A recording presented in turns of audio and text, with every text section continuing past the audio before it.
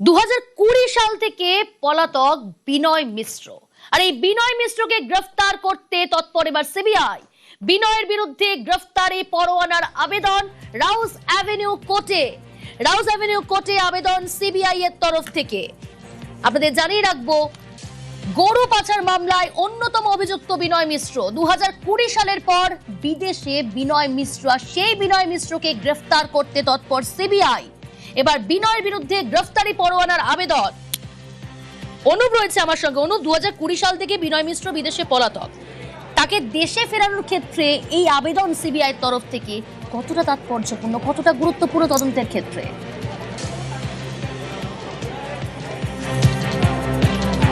গরু পাচার মামলায় বিনয় মিশ্র যে অন্যতম অভিযুক্ত, তিনি কিন্তু 2020 সাল থেকে যখন তদন্ত সিবিআই শুরু করে তারপর থেকেই তিনি পলাতক ছিলেন। যেটা জানতে পারছি ইতিমধ্যেই তিনি পলাতক রয়েছেন, সেই কারণে তাকে গ্রেপ্তার করতে একেবারে তৎপর, এমনটাই কিন্তু দিল্লির যে রাইস এভিনিউ আদালত, সিবিআই বিশেষ আদালত, সেখানে ইতিমধ্যেই আবেদন করা হয়েছে এবং 13ই আগস্ট এই মামলার শুনানি রয়েছে। বলা হচ্ছে বিনয় মিশ্র যে গরু পাচার মামলায় অন্যতম অভিযুক্ত ছিলেন, অভিষেক ঘনিষ্ঠ এই যুব নেতা, এমনটাই অভিযোগ ছিল।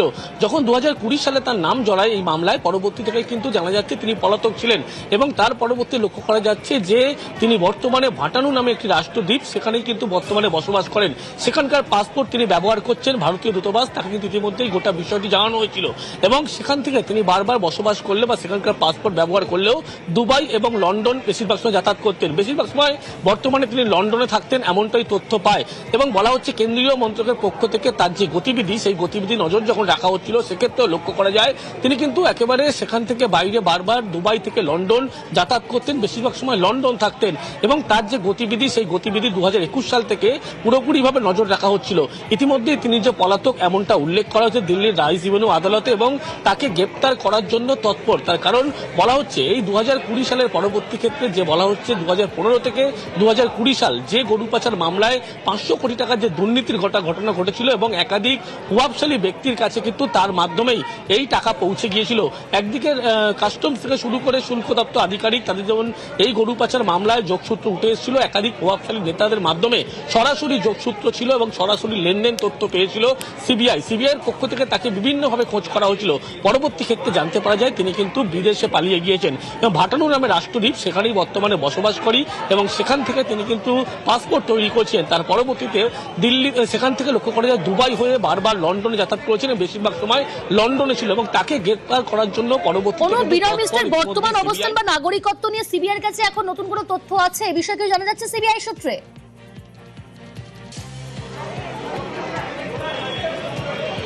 দেখো, এই তো কেন্দ্রীয় সংস্থার পক্ষ থেকে 2021 সাল থেকে বিনয় মিশ্রের যে গোটা গতিবিধি, সেই নজর রাখা হচ্ছিল এবং জানতে পারা গেছিল ভাটানু নামে রাষ্ট্রদ্বীপ, সেখানেই কিন্তু তিনি বর্তমানে বসবাস করি এবং সেখান থেকেই পাসপোর্ট তিনি ব্যবহার করেন এবং সেই পাসপোর্ট ব্যবহারের পরবর্তী ক্ষেত্রে দুবাই হয়ে বারবার লন্ডনে বেশিরভাগ সময় তিনি থেকেছেন।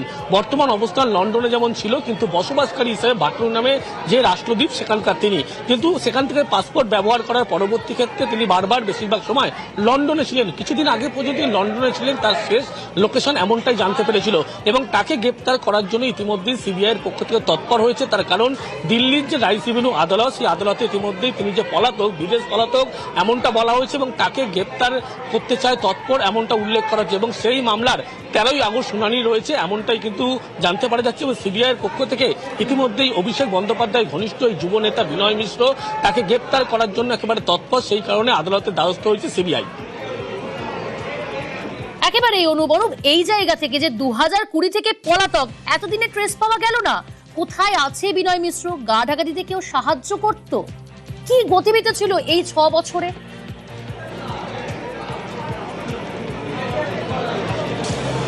তাহলে 2015 সাল থেকে 2020 সাল এই যে গোটা গরু পাচার মামলা, যে দুর্নীতির কথা বলা হচ্ছে, প্রভাবশালী লিঙ্ক থেকে শুরু করে 500 কোটি টাকার যে দুর্নীতির লেনদেন হয়েছিল, সেখানে কিন্তু প্রভাবশালী যে যোগ উঠে আসছে, সেখানে প্রভাবশালীদের সহযোগিতার জন্যই কিন্তু বিনয় মিশ্র তিনি দেশ ছেড়ে পালিয়ে গিয়েছিলেন এবং বলা হচ্ছে জানতে পেরেছিল কেন্দ্রীয় সংস্থার পক্ষ থেকে যে ভাটানু নামে একটি রাষ্ট্রদ্বীপ, সেখানেই কিন্তু তিনি বর্তমানে নাগরিক হয়েছেন এবং সেখান থেকে এই যে এতগুলো বছর গা ঢাকা দিয়ে রয়েছেন বিনয় মিশ্র, তার বর্তমান অবস্থা সম্পর্কে সিবিআই তৎপর, কিন্তু কেউ এই যে তাকে যে সাহায্য করছে না, এটা তো বলা যাচ্ছে না, কারণ এই 6 বছর তার গতিবিধির ওপর নজর রাখলেও তৎপর কোথায় ছিল?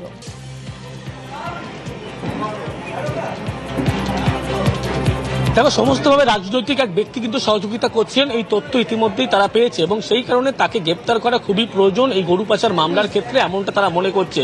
সেই কারণেই কিন্তু যেই ব্যক্তিকে এবং পুরো বিষয়টি স্পষ্ট তার কাছ থেকে হওয়ার জন্যই তিনি সমস্ত বিষয়গুলোই খতিয়ে দেখছেন সিবিআই অফিসাররা। বেশ,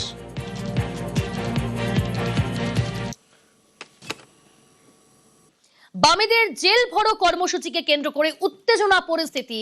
বাঁকুড়ার দিকে নজর রাখি, রণক্ষেত্র বাঁকুড়ার ডিএম অফিস চত্বর, ছবি দেখাচ্ছি আপনাদের। বাঁকুড়ায় ডিএম অফিস চত্বরে উত্তেজনা পরিস্থিতি, বামেদের জেল ভরো কর্মসূচিতে উত্তেজনা।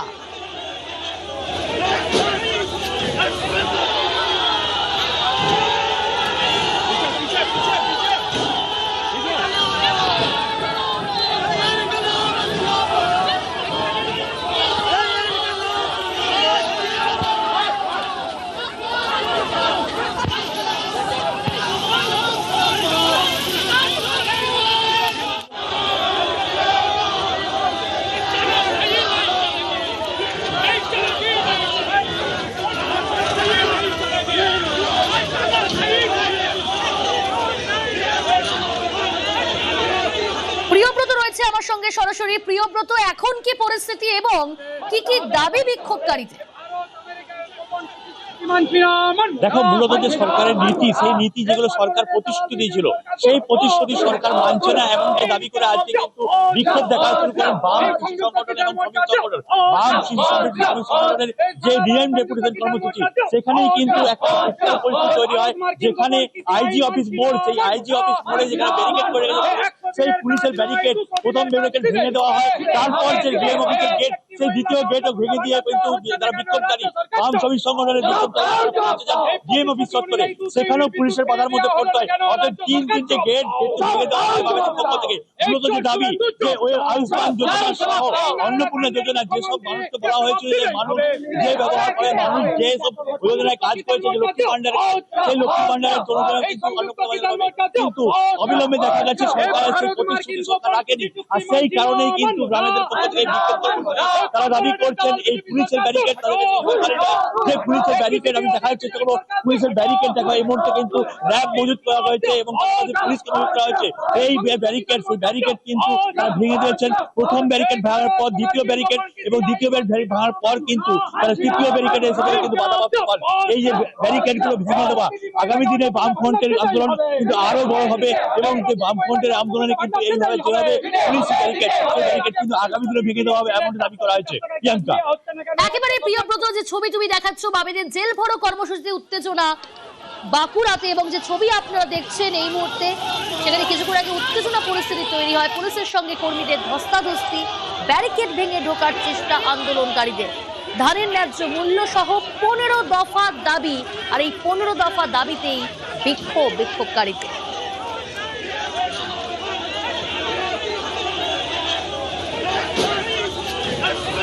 বাঁকুড়ার ছবি দেখালাম, এবার দেখাবো আসানসোলের ছবি। দেখাচ্ছি আপনারা দেখুন, আসানসোলের সেখানেও কিন্তু উত্তেজনা পরিস্থিতি এবং একই সঙ্গে বিক্ষোভকারীদের বেশ কয়েকটি দাবি রয়েছে। যে ছবি আপনারা দেখছেন এই মুহূর্তে আসানসোলের ছবি, বামেদের জেল ভরো কর্মসূচিতে উত্তেজনা আসানসোলে, পুলিশের সঙ্গে কর্মীদের ধস্তাধস্তি।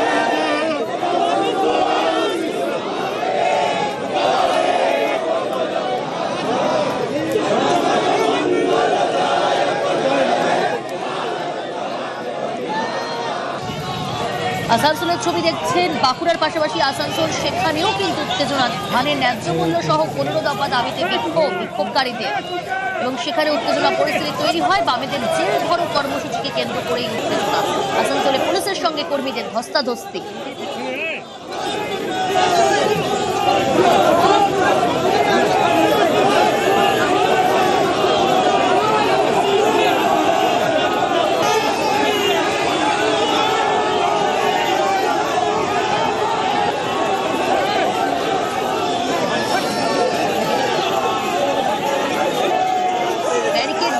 এগোনোর চেষ্টা বিক্ষোভকারীদের। যে ছবি আপনারা দেখছেন আসানসোলের ছবি, বামেদের জেল ভরো কর্মসূচিকে কেন্দ্র করে উত্তেজনা পরিস্থিতি। বাঁকুড়ার পাশাপাশি আসানসোলের ছবি দেখাচ্ছি আপনাদের, রীতিমতো ধস্তাধস্তি পুলিশের সঙ্গে, ব্যারিকেড ভেঙে এগোনোর চেষ্টা। দীপক রয়েছে আমার সঙ্গে, প্রতিনিধি দীপক, এখন কি পরিস্থিতি সেখানে, ঠিক কি কি দাবি তুলছেন বিক্ষোভকারীরা? দেখো, শ্রম আইন বাতিল সহ একাধিক দাবিতে বামেদের জেল ভরো আন্দোলন এবং এই কর্মসূচিকে ঘিরে উত্তেজনা ছড়ায় আসানসোলের ভগৎ সিং মোড় সংলগ্ন এলাকায়। বাম কর্মী সমর্থকরা আজ আসানসোলের শতাব্দী পার্কের কাছ থেকে যখন মিছিল শুরু করে এবং তারা জেলের উদ্দেশ্যে যায়, তখনই ভগৎ সিং মোড় পার করার পর পুলিশ ব্যারিকেড দিয়ে তাদেরকে আটকানোর চেষ্টা করে। প্রথম ব্যারিকেড ভেঙে বামকর্মী সমর্থকরা এগিয়ে গেল, পরের ব্যারিকেডে পুলিশ মোতায়েন থাকে এবং ব্যারিকেড লাগানো থাকে, যার ফলে পুলিশের সংখ্যায় বেশি থাকার ফলে বামকর্মীরা আর সেই ব্যারিকেড ভেঙে এগোতে পারে না। সেইখানে সেই জায়গাতে ব্যারিকেডের সামনেই তারা দাঁড়িয়ে পড়ে এবং প্রতিবাদ সভা করে এবং যে দাবি তুলেছে কেন্দ্রের শ্রম আইন সহ যে কেন্দ্র সরকারের নীতি আছে তার বিরুদ্ধে বাম কর্মী সমর্থকরা সংগঠিত হয়েছেন এবং এই প্রতিবাদ জানিয়েছেন। যদি এই নিয়ম নীতি প্রত্যাহার না করে, শ্রম আইন প্রত্যাহার না করে কেন্দ্র সরকার, তাহলে আগামী দিন আরও আন্দোলন জোরদার করবে এই বলে হুঁশিয়ারিও দিয়েছেন। কর্মসূচি চলাকালীনই বাম কর্মী সমর্থকদেরকে পুলিশ গাড়িতে তোলে তাদেরকে গ্রেপ্তার করে, পরে যদিও পুলিশ তাদেরকে ছেড়ে দেয়। স্বাভাবিকভাবে এই কর্মসূচি ঘিরে উত্তেজনা ছড়ায় আসানসোলের ভগৎ সিং মোড় সংলগ্ন এলাকায়। পরে কিন্তু ছেড়ে দেওয়ার পর কর্মসূচি থেকে পিছনে সরে আসে বাম কর্মী সমর্থকরা। ওকে, আমরা দুটো ছবি দেখাবো আপনাদের, একদিকে আসানসোল, এরই পাশাপাশি বাঁকুড়া। দুই জায়গাতেই, দুই জেলাতেই একেবারে উত্তেজনা পরিস্থিতি তৈরি হয়। বামেদের জেল ভরো কর্মসূচিকে কেন্দ্র করে উত্তেজনা। আসানসোলের ছবি দেখাচ্ছি, আসানসোলে পুলিশের সঙ্গে কর্মীদের ধস্তাধস্তি, ব্যারিকেড ভেঙে ঢোকার চেষ্টা আন্দোলনকারীদের। এরই পাশাপাশি যে ছবি আপনারা দেখছেন আসানসোলের ছবি, সেখানেও কিন্তু একই ছবি দেখা গেল, ব্যারিকেড ভেঙে এগোনোর চেষ্টা বিক্ষোভকারীদের। ধানের ন্যায্য মূল্য সহ 15 দফা দাবিতে বিক্ষোভ আসানসোলে এবং বাঁকুড়াতে।